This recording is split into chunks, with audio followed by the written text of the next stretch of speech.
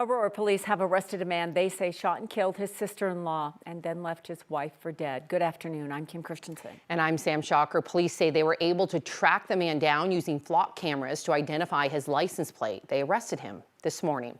9 News reporter Steve Stager was at a news conference with the chief of Aurora Police this afternoon. And Steve, the chief says that this was a horrific act of violence. Absolutely. The chief says the suspect, 30-year-old Michelle Jordan Castellano Fonseca, entered the U.S. illegally from Venezuela in December of 2023. He says all of this started as a domestic violence situation. According to the police, it all started in this apartment building.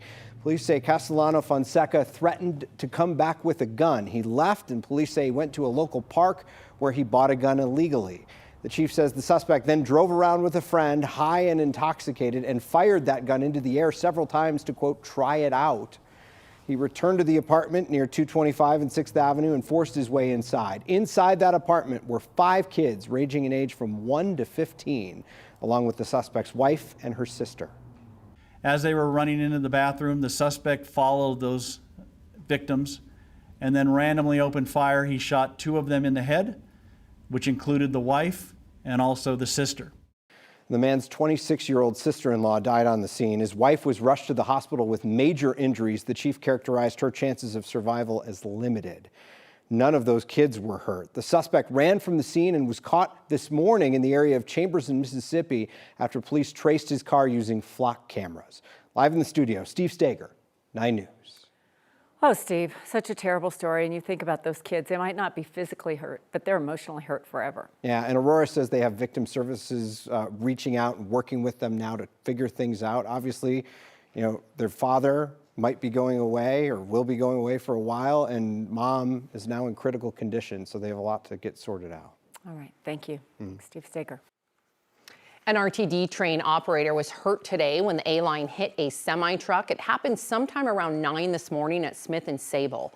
The A-line just resumed service to the area within the last hour. Aurora police say 55 people were on the train. 2 had minor injuries. The semi-driver was not hurt. The truck lost its back wheels from that crash, and police say the crash caused significant damage to the rail crossing safety equipment. The trains are back to full service, but there may be delays as crews continue to make repairs at the crossing through tomorrow morning. Right now, a new heat wave is here. We'll be near record temperatures a few times this week as we near triple digits on Wednesday. Weather Impact Team Senior Meteorologist Chris Bianchi's in for Kathy this week. Woof, hot. This is, yeah, I mean, we expected, I guess, in August. It's the last blast of some triple digits, maybe. Yeah, exactly. And I think, Kim and Sam, what's going to stand out about this is how long-lived this heat is, right? We get 95, 96, 97-degree days. We don't usually see it for 5 consecutive days. That's what we're looking at for this week. Meantime, Eastern Plains, this is a storm just to the south of Akron. This is not severe thunderstorm warned right now, but that storm producing some small hail out there south of Akron. I'll show it to you on the radar in just a second. Now, it's a bit of a split screen. In Denver, obviously our story, it is the heat. It is 94 right now. We've topped out at 96 so far today here at 9 News, and we may add on another degree or 2 before the day is over and done with. So those temperatures, it's scorching, but you might notice Akron, the little kind of cool spot because of some of those showers and thunderstorms. In fact, brand new severe thunderstorm watch issued until 10 p.m. tonight for the Eastern Plains from Fort Morgan on east. Watch means conditions favorable for severe weather. Hail, damaging winds, my main concerns out here on the Eastern Plains. And start to see 1 or 2 of these storms develop. This one near Lamar, and then this is the bigger storm of the moment. For the last couple of hours, we've seen this storm just to the south of Akron. A lot of lightning, some small hail within the storm right now. But as this moves south and east, it's going to move into a more favorable environment for developing some stronger rotation and perhaps some stronger characteristics with that storm. So isolated storms, Eastern Plains tonight. 1 or 2 of those will be on the stronger side. I'll detail that full forecast, including when it finally cools down for us here in Denver. That's in just a few minutes. Chris, thank you. Looking forward to it. Now, as we see a stretch of extreme heat, we're tracking efforts on 3 wildfires on the western slope. They are burning near Meeker in Rio Blanco County and forcing some evacuations there. The bigger one, or the biggest rather, the Elk Fire east of town is about 2,000 acres. To the west, the Grease Fire is about 215 acres, and the Lee Fire is about 100 acres. And good news about the Sow Belly Fire near Montrose. Firefighters fully contained the fire over the weekend. It was started by lightning on July 10th and burned more than 2,000 acres. The search continues today for Michael Brown. He is the man accused of killing 4 people at a bar in Montana on Friday. The suspect lived next door to the Owl Bar in Anaconda, Montana. One bartender says he went there frequently. Investigators say the shooting happened about 10:30 Friday morning. It's still really unclear what led up to it. A bartender and 3 customers were killed. Officials have been looking for Brown in the state's mountainous terrain. They say it's tourist season there, so it's not as many resources available, but they are trying their best to find him.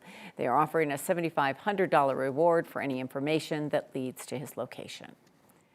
The former owner of a funeral home where investigators found more than 200 neglected bodies pleaded guilty today. This case is not about the mishandled remains. It's about COVID fraud. Yeah, 9 News reporter Jeremy Hohola was in federal court today as Carrie Halford entered a guilty plea. This is a case that continues to disturb people nearly 2 years after this funeral home was shut down. Yet today's guilty plea has nothing to do with the mishandling of remains. It has to do with fraud and COVID relief money.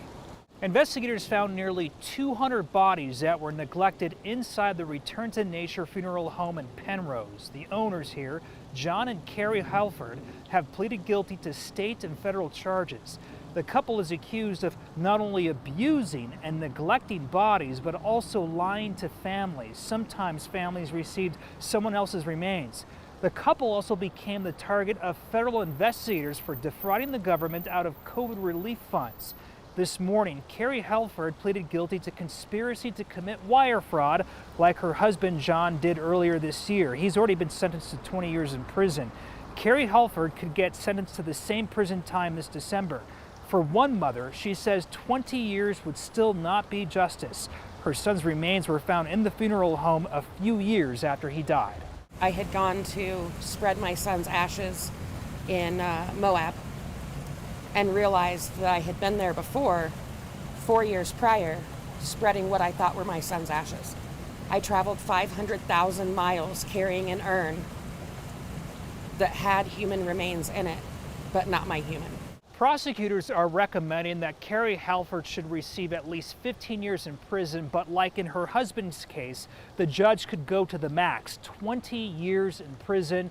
The couple still has yet to be sentenced on their state charges for mishandling remains. In Denver, Jeremy Hohola, 9 News. Well, the summer concert series and big events are done at Empower Field. Today, the stadium is getting ready for football. As your home of the Broncos, we're counting down until the first preseason game. The first time the Broncos will be at Mile High is next Saturday, August 16th, when they host the Cardinals. The preseason kicks off this weekend on the road. Our Broncos insider Mike Kliss will join us live at 4:30 with more from training camp. CU football returns later this month, and 2 football alum are entering the University Legacy Hall. CU shared that Travis Hunter and Shedeur Sanders had new spots in the hall. One recognizes Travis Hunter's trophy win, his Heisman Trophy win, and Shedeur's Johnny Unitas Award. Both, of course, will be entering the NFL this upcoming season. Shedeur Sanders is fighting for a chance to move up the depth chart as a QB for the Cleveland Browns. Today, though, while in training camp, he talked about his dad, Coach Prime, and his battle with bladder cancer. And he talked about how the family handled the news. He's one person that he'll handle his, we handle what we got to do. So it was something that, we really ain't need to have no formal conversation about, because it was like, y'all need to focus on what y'all can focus on. Y'all can't, sit here and feel sorry for me, and then that's affecting y'all doing that. So we all knew, because our family be talking in group chats and everything. Yeah, I mean, and Coach Prime went on to say that he didn't want Shiloh or Shedeur to get too wrapped up into it, because they have to get moving and get on the teams that they hopefully can make. And but there's a lot of interesting stuff that Coach Prime is putting out on social media about the actual procedure and things like that. So, but that is is a parent too, yeah, right? but that's hard. Yeah, it's hard when you think as kids to deal with it, no matter what that diagnosis when you have a parent. So. I know. I'm glad he's okay. Thank God. And when Coach Prime returns to the sidelines and with the team, it's going to be in front of a big crowd. In the last hour, the Buffs confirmed that Game 1 against Georgia Tech is a sellout. That's at the end of the month on August 29th.